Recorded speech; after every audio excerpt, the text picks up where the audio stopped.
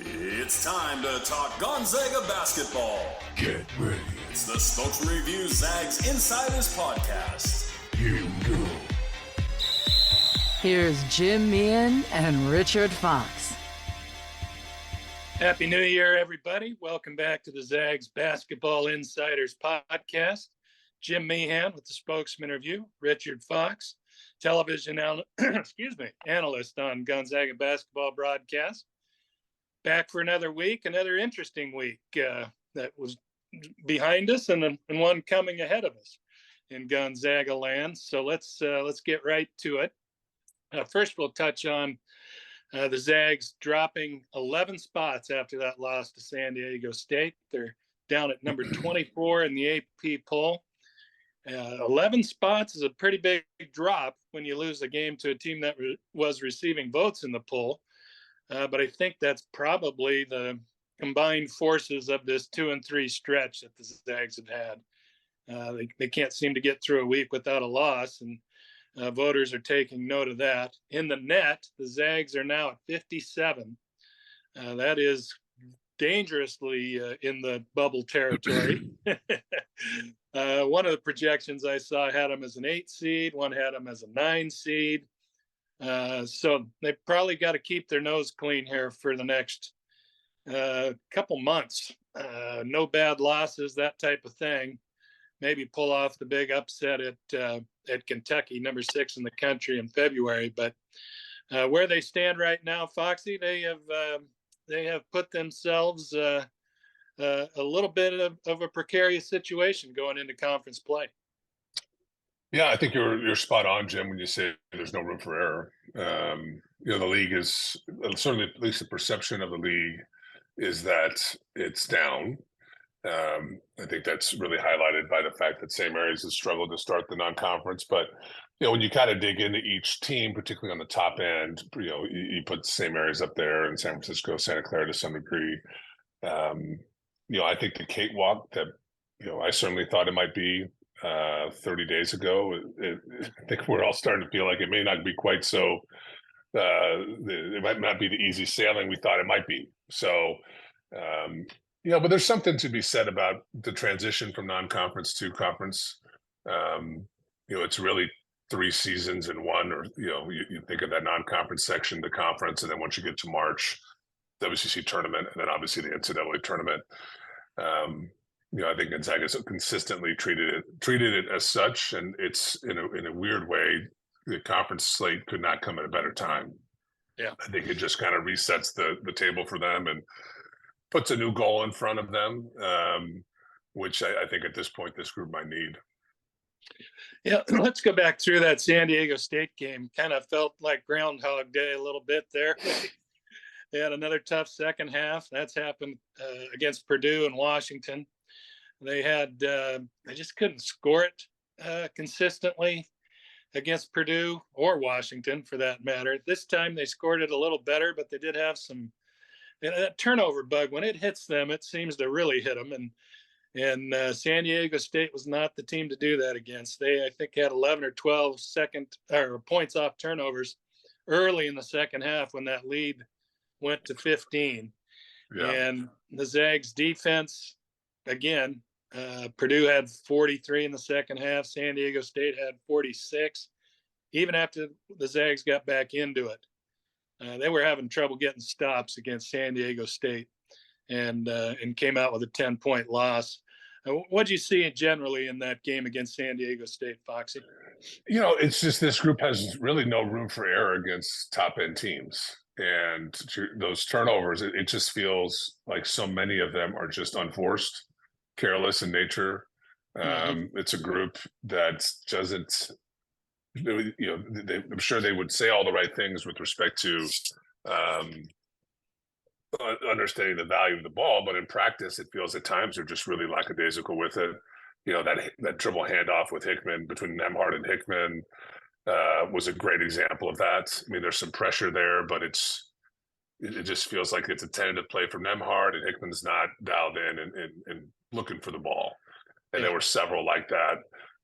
Look, you're going to turn the ball over against any good team, but how you turn those over, dead ball versus live ball turnovers, The fast break points, 12 for San Diego State, doesn't seem high, but those are easy buckets for a team that, like Gonzaga, has had stretches where they've struggled to score. When you get down as much as they did, 15, the energy that you need to exert to get back in the game, I thought you saw that down the stretch. Missed free throws, some missed bunnies, some turnovers. You just don't have any legs by the time you get to, it was a 3-point game with 6:30 left.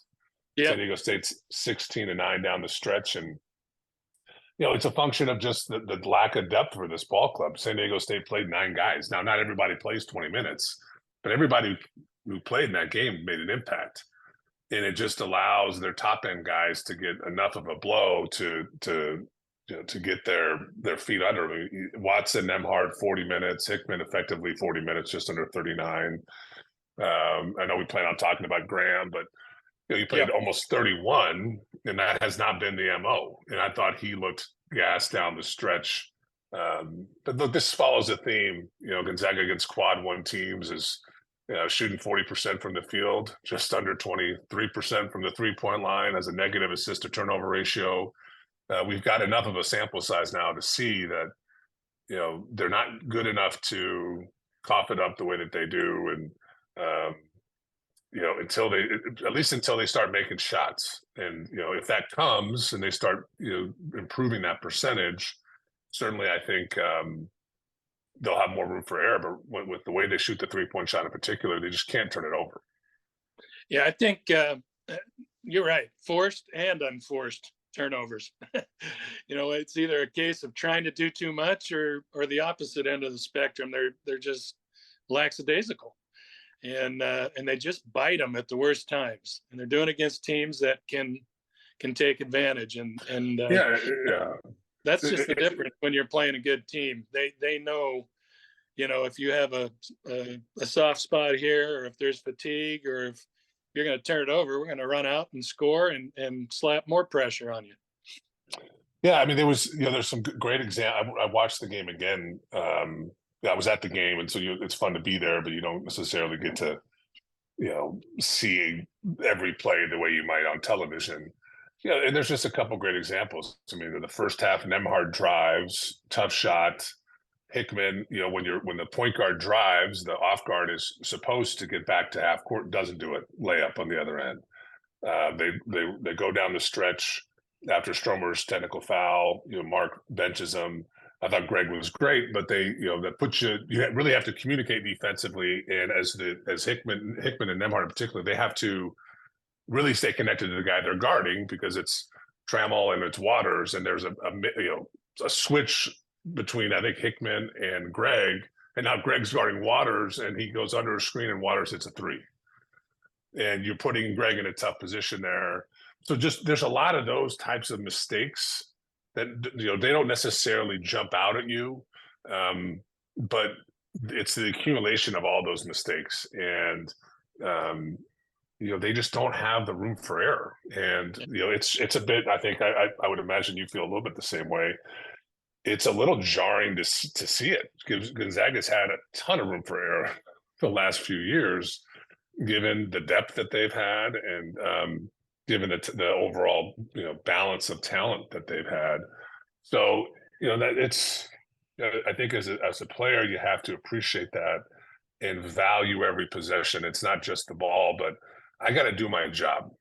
Yeah. I've got to make sure I'm in the right place defensively. I got to make sure that I make the right decision on offense, because as we saw, it's a avalanche there in that stretch in the second half. I mean, you just got away from them, and then the effort you got to exert to get back into it. I was really impressed with the fight that they had, but when you're playing 6 guys effectively, that's a lot to ask. One other thing that seems to stick out to me is they can't shoot their way out of these lulls. They don't have the 3-ball going. What are we, 13 games in? So that's a pretty big sample size. That's historically low for a Mark Few team. And they don't have what spurtability, or whatever you want to call it. They don't run off, those teams for years have 13-0, 16-2. They don't have that quite as much this year. They don't, they don't take a close game to a wider margin. They just kind of edge ahead, but like they did with San Diego State, they're up 8. Mm-hmm. A couple of years ago, they're up 14. It's a different right. picture. They just don't have those, the dynamic weapons that they've had, I guess, to really break it open with that singular run. And let's move on. We'll get to Graham Ike here. I think one of his better games. He was a little more forceful in the paint. He scored it. He boarded. I think you're right. He did get tired. He has not played 31 minutes. I think he played maybe 28 against Syracuse over in Honolulu. But most of the time he's in that 18 to 21 range. So I think that, and coming off the break where you're probably not, conditioning wise, I'm sure you're doing stuff on your own, but maybe not quite where you were before you went on break. But I thought that was one of the better performances for him against a very good player in Ledee, and a kid that's going to get some All-American recognition if he keeps up his pace. But it's kind of funny. Mark talked about they just keep urging this: be more assertive, be more aggressive, both ends of the court. And it looked like the message got through a little bit more. How big can he be if the Zags were to get it going here in the second half and make a tournament run if they get to that point? Because I think he is certainly the one guy you can throw it to inside. Right. And it takes Anton back into that almost more complimentary role, if that's the right word. I mean, he's way beyond that. Don't get me wrong. He's very impactful, but I think Ike is the guy who can boost that scoring average into the 18s and kind of set the table more for the guys around him offensively. Yeah, look, I think he's held up his end of the bargain, and I think if part of the reason the minutes per game is maybe not over 30 is they've got such great depth up front. Mm-hmm. And I do think that they've approached him cautiously to start from the moment he got on campus. I suspect that's over now. I suspect it's going to be, we need you to play night in and night out. And look, he's had a couple duds, UCLA and UConn. Mm-hmm. I think both of them, we talked about that earlier in the year. I think just bad matchups for him. I was concerned about the matchup with Ledee going in, but it was a lot of fun to rewatch the game. It felt like I was watching a WWE match within a basketball game. I mean, the physicality between those two guys. I mean, that's obviously something I have an affinity for. I like that physical style of basketball, and I like the fact that the officials. I'm sure there's folks out there who have some frustrations about how the game was called, but with respect to that one component of it, I like the fact that let those two guys go at it. Look, if you take out those two games and the Eastern Oregon game, which for some reason, depending on where you look, is counted into the stats. I mean, he's averaging just 23 minutes a game, but effectively 16 points, 8.5 rebounds, shooting 60% from the field. And more importantly, he's making his free throws, 77% from the line. And just given how physical he is, he's going to get to the line. I still maintain, I think it's going to be a little bit matchup dependent. I think he's not going to become a vertical player from now until March. But he's going to certainly get a lot of confidence in this conference. I would imagine he is going to be right up there with anybody else in the league for player of the year in the WCC. It's just hard for me to envision that there's going to be a lot of guys in the conference that could play with him physically. Mm-hmm. And Gonzaga just, to your point about him scoring on the low block, it's not just the fact he can score, Jim. It's the fact that he can create easy shots. The trick is going to be, and we saw San Diego State do this. They went under on nearly every screen from Nembhard, and they doubled off of him for huge stretches of that game. I thought, other than the one turnover where Ike tried to kick it cross court to, I think, Nembhard, and Waters stepped in and got the layup, he was really good out of that double. And so Gonzaga is going to have to figure out a way for them to play off of him, because he's going to get doubled a lot in conference, and that's going to start on tomorrow night. But he's been great. I think it's kind of been understated just because of maybe the challenges this team has. But when you look back over the non-conference, again, other than a couple duds that were just probably bad matchups, he's been there every night. Yeah. Well, let's move ahead. Big week here coming up. The Zags will play Pepperdine in the Spokane Arena. I think this is kind of a smart move. The game is a fundraiser for the Community Cancer Fund. Mark Few has a long association with raising money for cancer from his Coaches versus Cancer events in the summer years ago to this now. And I think it's a smart idea with the students, I believe, are still gone. So that really changes that atmosphere in the Kennel. You might even get a full house at the arena, and it's people who haven't been in the Kennel nearly as much. So the noise level might be pretty good. And I think this could be something you see going forward. When you have that game over the break, why not put it in the arena? You can get a whole new fan base coming out to get tickets. You can kind of boost that energy and electricity in the building, and you do good in the meantime, raising money for cancer research and locally too. That all that money is directed back locally. So, well, let's talk about the Waves. We've got a kind of a very typical Waves team. They have serious talent. They've got the top two scorers in the league, Michael Ayayi, no relation to Joel as far as I could tell. Houston Millett, a kid who's been around a couple of years, very good guard, can score it, kind of orchestrates things, not quite as much in the lead guard role, it looks like this year, relying on him more for the scoring aspect. And just here, the last 2 or 3 games, they got back Javon Porter, who's very, he is on the NBA's radar. He's a 6'11" kid that can shoot it. Family, the Porter that plays with the world champion Nuggets. That's, I believe, a brother of his. Yes. So this is a very talented kid, and he's going to make a difference. They almost have a big three, Foxy, which is really rare in this conference outside of Gonzaga. What do you make of the Waves so far? I think they're. Can you hear me, Jim? Yeah. A lot of talent, but as you mentioned, they're young. It feels like Pepperdine's young every year. They're awful defensively, if not the worst, probably the second worst defensive team in the league this year. With that being said, they've got a lot of top end offensive talent, and it starts with those two guys, Ayayi, Millett. They shoot a good percentage collectively from three. Ayayi's at 56%, limited attempts per game, but is really selective and takes good ones. But he's kind of a combo forward. That's going to be a fun matchup with. You got to presume it's going to be Anton who's guarding him for most of that game. He's got the ability to put the ball on the floor. It's got, at some point Gonzaga's going to start knocking down shots. To your point about the playing in the arena. I understand your perspective on why that's a good thing, but at the same time, I have some concerns.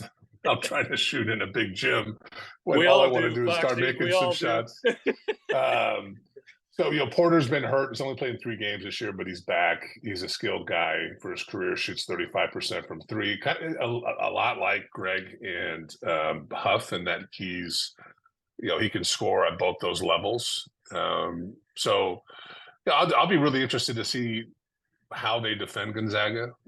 Presume they're going to double Ike. They don't really have anybody with the size and strength.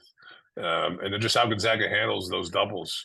How do they move Nembhard, off his post feed? So we're going to see him cut more off of those passes versus kind of floating on the perimeter, which is what he did against San Diego State. When you enter the ball in the post, if you cut off of that post feed, that necessitates Nembhard's guy to follow him in theory, and that might open up that side or at least force a different type of rotation. So maybe you have to help off of someone like Hickman if he can knock down a shot, or Stromer, or so on and so forth. But it'll be a fun game. I don't know if you've heard, have they done pretty well with ticket sales? I think they're doing okay. Yeah, there's the last chatter I heard was they were closing in on a sellout. So we'll see. But I think it's going to be pretty well attended, and I think on paper, points will be scored. Is how it looks to me. I mean, I think both teams are going to have trouble defending the other in some ways. But let's move on to San Diego real quick. They come in on Saturday back at the Kennel, and this is all part of a big week here for Gonzaga, in that they're bringing back the 1999 team, the team that kind of broke the ceiling and went to the Elite Eight, and even some players from teams before that kind of set the stage for that 99 team. It's a Northwest Passages event the Spokesman-Review puts on, and there's going to be an event at the Myrtle Woodson Theater on Friday night. So in between these two games, where the 99 squad is back, Eric Edelstein is back to MC the event. And so you'll see, I'm sure, lots of players at the Arena game, lots of players at the McCarthy game, with that event in between. And San Diego is coming in Saturday. Now, this team picked last, if I remember right, in preseason poll, the WCC, but they're off to a 10-5 start. They have not played Murderer's Row of schedule. I think they have one quad 1 game, one quad 2 game, but they've made some steps under Steve Lavin, and got some transfers in, got some kids to stay around that have improved, and they're winning the close ones. Do you see that as being a challenge for the Zags, or I think they might be so amped up with the 99 team and all the events surrounding the games itself? I think they're going to be pretty dialed in on Thursday and Saturday. Yeah, I think there's really, I can speak from firsthand experience. There's a real excitement when you get in the league. It's refreshing in a way. The non-conference can become a grind, and that's particularly true when you struggle during the non-conference. So Gonzaga, that's one thing this team has had, though. Gonzaga, they've had a good approach every time out. I'm hard pressed to think of a game where they came out flat. So I'm with you. I think they're going to be pretty motivated this weekend. It's certainly fun to have kind of these remembrances and these events to celebrate some of the history Gonzaga's had and kind of where it started in a way. Although I'm sure the guys in the mid-90s would argue that they were the first team to go to the tournament, but nonetheless, look, San Diego, Lavin's, he's been on the big stage. Obviously people forget. I mean, obviously he was at UCLA, and then he was, in media forever. It takes a while to get the program to where you want it from a culture perspective, from a work perspective. I think it's impressive he's had so many guys stick around. Yeah, that's, I think, indicative of probably the culture and the personality he has. He appears to be a guy that players want to play for. They've got decent depth. They don't shoot it at a great clip, but they've got quality guard play. And I can't imagine. Look, teams are in the league are not going to, I would imagine, look at Gonzaga and think to themselves, we've got issues on the perimeter. All the respect in the world to the three guys out there, but there's really good guard depth in this league. The challenge these programs are going to have, and Pepperdine and San Diego are going to see that this weekend, is the size and the strength that Gonzaga can put out there, and just the consistency of it. And I do think that big lineup with Greg, Ike, and Watson is going to create fits for the conference, from on the glass and then even defensively. So it's going to be a big test for San Diego and Pepperdine to start conference play on the road here. But, I'm not expecting them to be close games, but at the same time, I'm not sure either one of us expected the struggles we saw in non-conference. So let's see what we're talking about next week. No, and Zags have shown some vulnerabilities that the rest of the league's probably looking at. Hey, maybe this is our chance to take a big swing at them and see what happens. So, and they do that anyway. Everybody in the league takes the biggest swing at Gonzaga. That's how it's been for 20 years. So. And that's a great point, Jim, because as big a game as it was for San Diego State, and there was no doubt it was a big game, the opportunity to win on the road and get a top end win, and for UConn and all these teams Gonzaga plays, Gonzaga has their attention. But more often than not, it is not the biggest game on their schedule. They've got conference rivalries that are coming up later in the calendar. Night in and night out for these teams in the league, this will be the biggest game they play. And that's an adjustment you have to make as a player. There are no nights off in the conference. Even when Gonzaga has had these huge talent there's been huge talent disparity between Gonzaga and the rest of the league.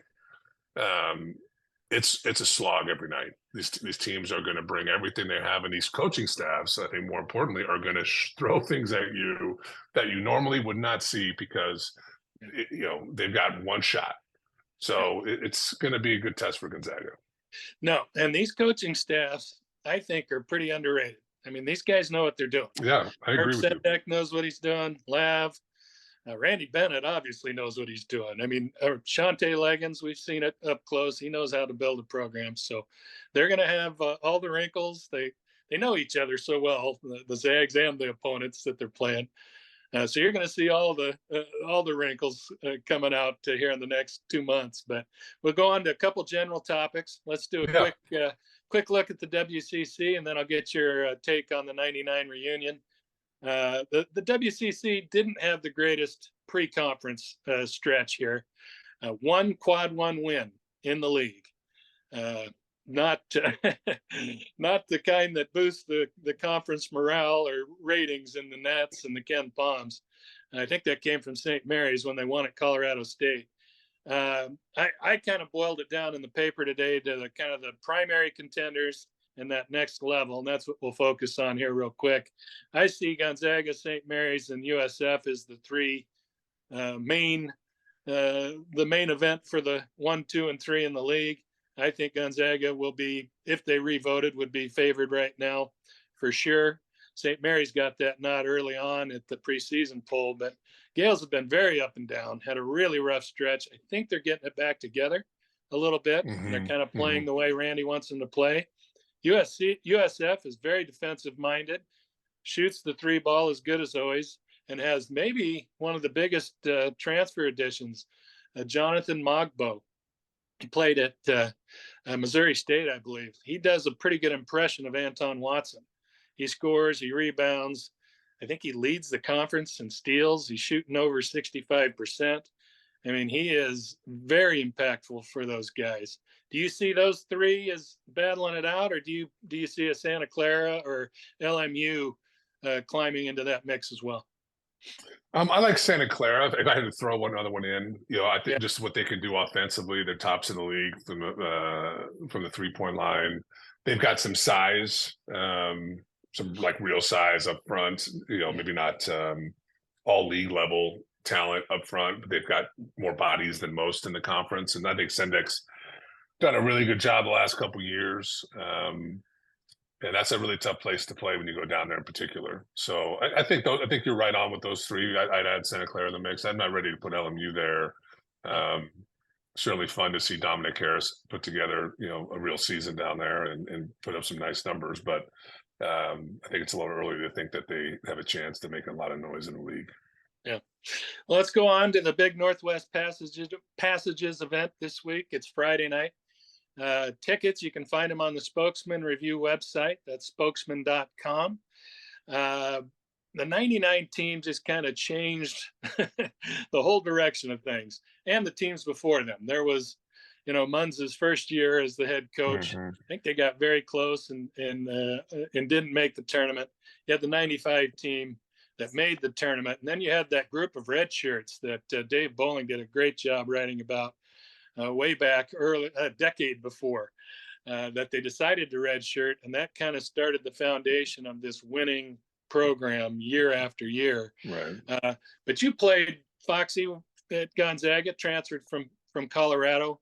How well did you get to know the 99 guys? I know they've been around. They're still around to this day. There's tons of them living here. How well did you get to know them and know them then when you played? And kind of that family atmosphere the program has, and then even, to current day, they're still around, coming to games and involved as much as they can. Yeah, look, it's everyone focuses on the wins and what they meant to the run, but I think what stands out to me is just across the board, just excellent human beings. They're just all really really grounded.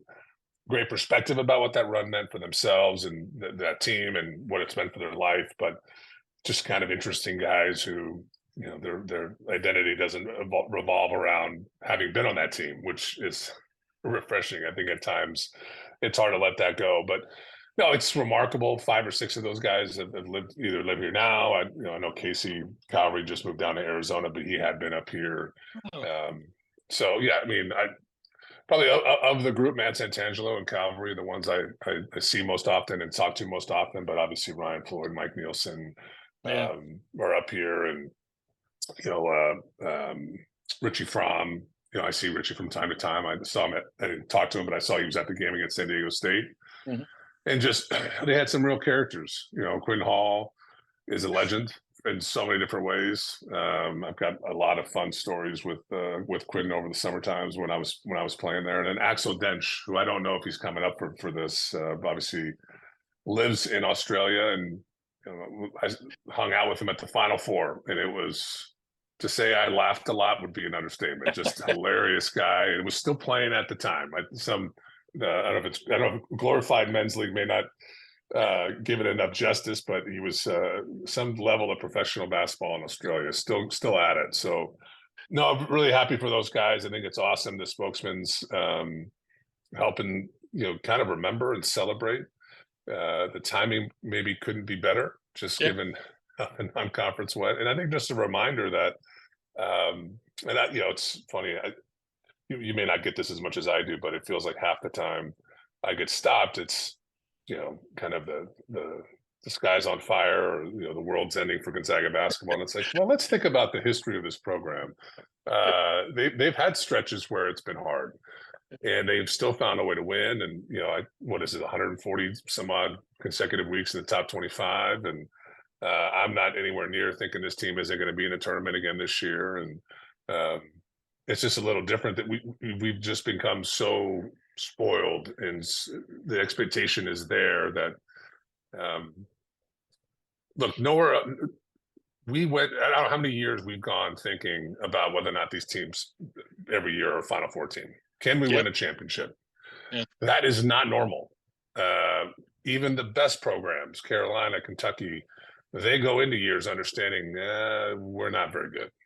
We just haven't had to deal with this in a while, where there's uncertainty. And I think that 99 team is a good reminder that you don't necessarily know when it's coming. And just because you might be struggling the middle of the year, there's still 2 months left here for this group, in particular this season, to get better and maybe make their own run. So it's going to be fun for sure. I'm happy for those guys on a personal note. Like I said at the top, just all of them are world-class guys. Yeah. Well said, Foxy. Covered some of those games. Got to know Quentin Hall a little bit. If you don't have fun talking to Quentin Hall, you better look in the mirror. Something's wrong with you, because that guy is an entertainer, just a fun dude to be around. Well, that was a great team to cover. I mean, they had some personality. They had the Cinderella thing way back then going, but they were some tough, competitive, enjoyable guys to be around. That's the thing. They were just as competitive. Look, the 99 team is not the best team Gonzaga's ever had. You can't find a more competitive group, though. There are other teams that are on par with them and had all the toughness in the world, but that team was just so competitive and tough-minded, and had a legitimate chip on their shoulder. I think nowadays, for the guys Gonzaga is bringing in, often you kind of have to try to manufacture that chip. Those guys, it was like embedded on their shoulder. No, I remember we played them the year after in Hawaii. I was at Colorado. We beat them. But I just remember that our coaching staff was all worked up about Gonzaga. And at the time, you have to remember, it kind of felt like a one-hit wonder. But the year before that, during that run, I'm sure you remember that the dunk Calvary had on Kenyon Martin. So all my teammates were talking about the white kid at Gonzaga that dunked on Kenyon Martin. And our staff kept talking about, Santangelo and Fromm got a lot of the attention, and Fromm went out for like 30 some odd points. And you're just looking at him like, this guy's a pro. And lo and behold, he played 6-7 years in the league. And Matt was, considered at the time one of the best point guards in the country. And that was a really good team. And, that's another thing I give those guys a lot of credit for. It's the easy thing to do after that kind of success, that moment, that run, is to get comfortable, to think you've done it, that, what else, just become complacent.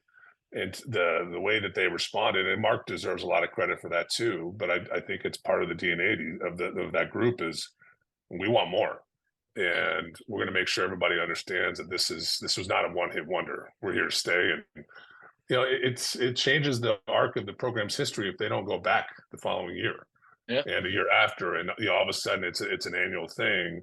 Any stumble there out of the gate that first 5 or 6 years, it might change the what this program was going to be. You have to give enormous credit to Mark Few. He had a vision that probably not a lot of people, even within the program, thought that it could turn into what it has. He did. And, at that time, you're probably thinking, this guy, what's he thinking? We made one tournament here. We made one in 99. But he had that vision and that belief, and he's made it happen with a ton of help from staff and all the things that Gonzaga's done resource-wise. But, man, what a story. Hey, Foxy, that's going to do it. Great stuff from you. Happy New Year to you. You too, buddy. Big week coming ahead, and we'll be back to tell you all about it back at our normal day, Monday next week. So Happy New Year, everybody. Thanks for joining the Zags Basketball Insiders Podcast.